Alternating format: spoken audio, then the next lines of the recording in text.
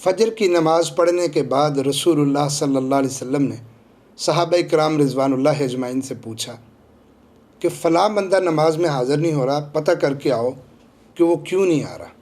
صحابہ کرام گئے، خبر گیری کی، آ کے واپس بتلایا، اے اللہ کے رسول صلی اللہ علیہ وسلم وہ تو بیمار ہے۔ آپ نے فرمایا چلو اس کی عیادت کے لیے چلتے ہیں۔ نبی کریم صلی اللہ علیہ وسلم صحابہ کرام کو لے کے اس کی عیادت کے لیے اس کے گھر پہنچ گئے۔ جب دیکھا تو وہ شدید بیمار، ہڈیوں کا ڈھانچہ بن گیا، جیسے گوشت ہو نا اس پر۔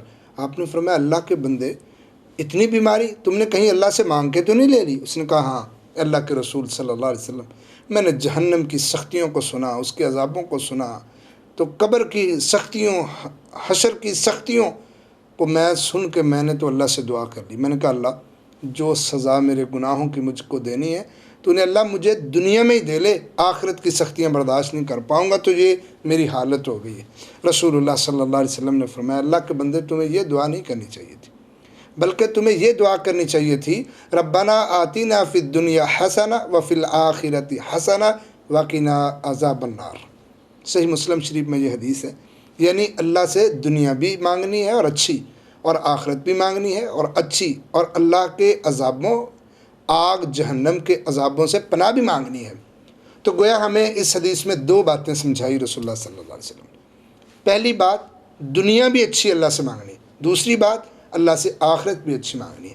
نبی کریم صلی اللہ علیہ وسلم نے جیسے حضرت انس رضی اللہ تعالیٰ عنہ کو دعا دی تھی، جب ام سلیم حضرت انس رضی اللہ تعالیٰ عنہ کی والدہ ان کو نبی صلی اللہ علیہ وسلم کو بطور خادم پیش کرنے کے لیے آئیں، نبی صلی اللہ علیہ وسلم جب مدینہ تشریف لائے ہجرت کے لیے، یا ہجرت کر کے تشریف لائے مدینہ میں، تو رسول اللہ صلی اللہ علیہ وسلم کو بطور خادم ام سلیم رضی اللہ تعالی عنہ نے اپنا بیٹا خادم کے طور پر حضرت انس پیش کیا تھا، اور ساتھ جب رسول اللہ علیہ وسلم نے قبول کر لیا تو دعا کی التجا بھی کر دی۔ ام سلیم کہتی ہیں اللہ کے رسول میرے بیٹے کے لیے دعا بھی کر دیں۔ تو آپ نے کیا دعا کی تھی؟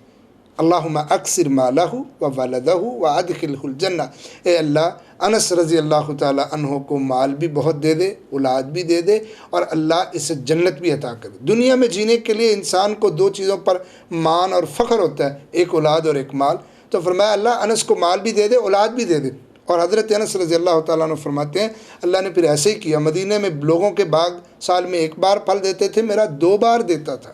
اتنا اللہ نے پیغمبر علیہ السلام کی دعا کی برکت سے مجھ کو مال عطا کیا تھا، اور اولاد بھی اپنی زندگی میں 120 کے قریب اپنی اولاد کی اولاد آگے نواسے نواسیاں وہ خود دیکھ چکے تھے اپنی آنکھوں سے۔ اور حضرت انس رضی اللہ تعالیٰ عنہ کو اللہ نے عمر بھی 100 سال سے زائد دی تھی۔ تو پتہ یہ چلا کہ رسول اللہ صلی اللہ علیہ وسلم نے دونوں چیزیں مانگی ہیں، دنیا بھی اور آخرت بھی۔ بلکہ رسول اللہ صلی اللہ علیہ وسلم یہ دعا کیا کرتے تھے اللہم لا تجعل الدنیا اکبر ہمنا ولا مبلغ علمنا، اللہ مجھے دونوں چیزیں چاہیے، صرف دنیا نہیں چاہیے۔ ایسا نہ ہو کہ میری دنیا پر ہی نظر ہو اور صرف دنیا ہی میرا مطمع نظر ہو۔ تو دعا کیا کرتے تھے اے اللہ میری سوچوں کا محور صرف دنیا نہ ہو، میری علم کی انتہا صرف دنیا نہ ہو۔ تو گویا اسلام کا نظریہ یہ ہے کہ دونوں چیزوں کو ساتھ رکھنا ہے، صرف دنیا کو ہی اپنانا، دین کو چھوڑ دینا اور دنیا دار بن جانا، تو اس کے بارے میں رسول اللہ صلی اللہ علیہ وسلم نے فرمایا تعیس العبد الدرہم والدینار، روپے پیسے کا بندہ جو ہے نا صرف دنیا دار بندہ ہے، آپ نے فرمایا یہ تو برباد ہو گیا۔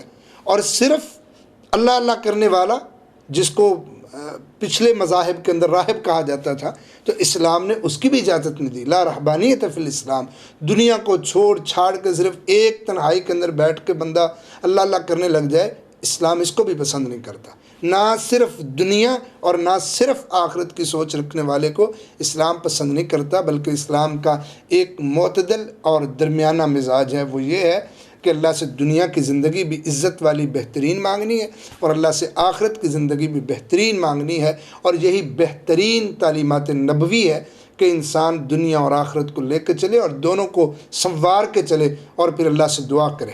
نبی کریم صلی اللہ علیہ وسلم اللہ رب العزت سے دنیا کی اچھائی مانگنے کے ساتھ ساتھ آخرت کی فکر، آخرت کی سوچ، اللہ کی رحمت کی امید، اللہ کا خوف، اور اللہ رب العزت سے جنت کا سوال، جہنم سے پناہ، یہ آپ صلی اللہ علیہ وسلم کی دعاؤں کا لازمی حصہ تھا۔